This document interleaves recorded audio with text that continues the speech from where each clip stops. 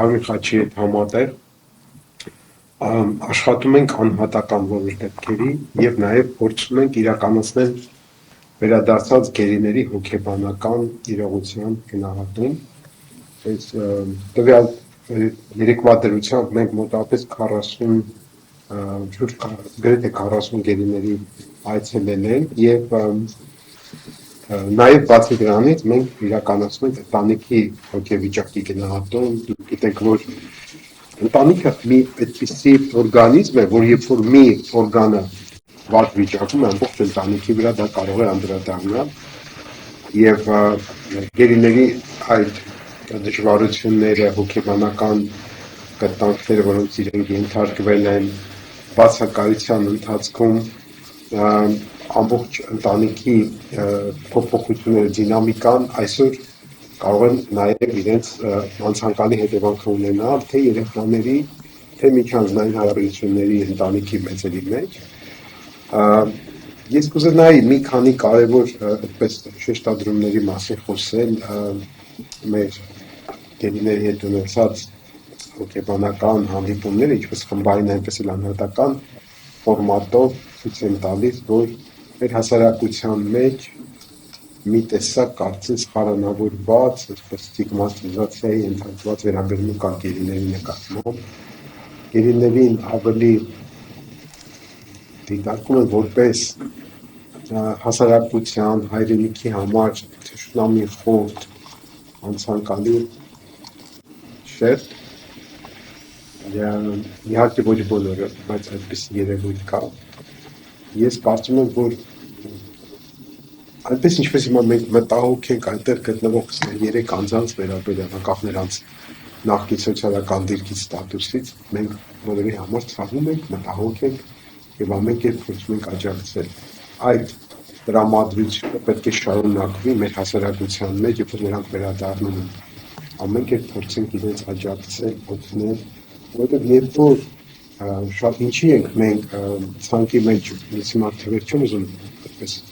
հայտարարել, բայց ցանկի մեջ մենք ունենք մեծ քանակով նշված անձանց, ովքեր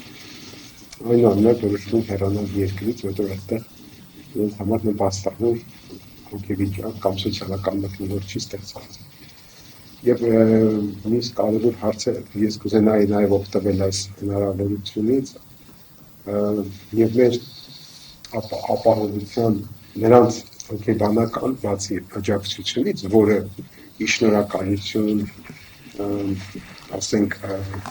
Լիբերտասի կամ ուրիշ հոգեբանական աջակցության կենտրոնները մենք կարողանում ենք կազմակերպել։ Դա այս պահին ցավոք չի հայտնվել պետական հոգացության ֆոկուսի մեջ, բայց մենք պետք է նրանց առողջապահական խնդիրների համար լուրջ մտածենք, որովհետև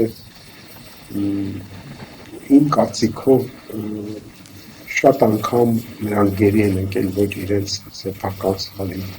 տեղանքով, իրավիճակային է եղել եւ յուրաքանչյուր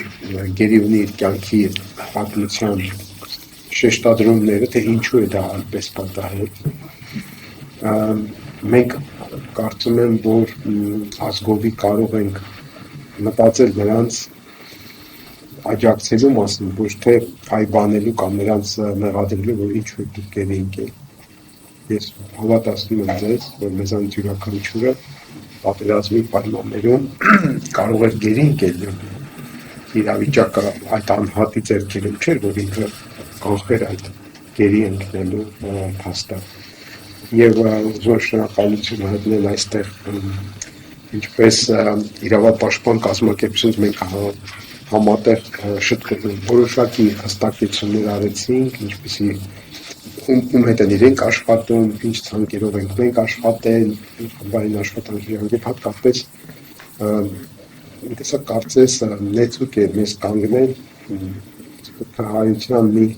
մասնիկը Ֆրանսիայից իդեմս Կինչոբոյանի։ Գիտեք, դա խոսում է դրա մասին, որ հայի ինքնության մեջ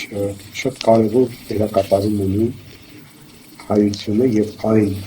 հայերը, ովքեր գտնվում են դժվար վիճակում, նրանց համար կարող անտարբեր լինել այդ խնդիրների շուրջ եւ ամբողջ հետ երկրաշարժյան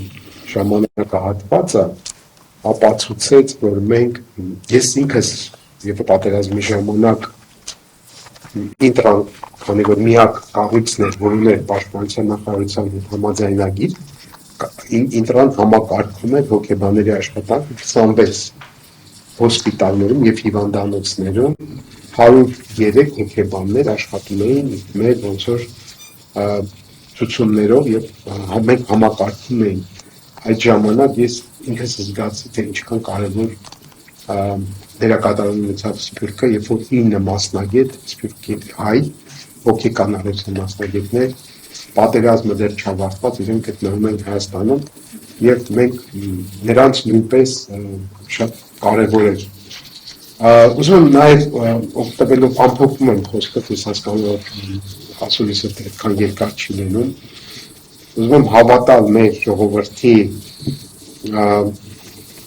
իմաստնությանը ես գիտեմ որ մենք միշտ իմաստուն ժողովուրդ ենք եւ մեր գերությունից վերադարձած անձանց հավաստիացնել որ եթե կան ձեր շրջապատում մի քանի հոգի ովքեր իրենց վերաբերմունքով ցավացրել են ձեզ հավատացնում եմ ավելի շատ կան մարդիկ ովքեր հասկանում են թե ինչ դժվար վիճակում եք դուք հայտնվել եւ դուք այդտեղ կամքով չի որ հայտնվել եք այնտեղ դուք ընդհանրապես կատարելիս եք եղել ձեր զինվորական պարտականությունը եւ այդ պարտականությունը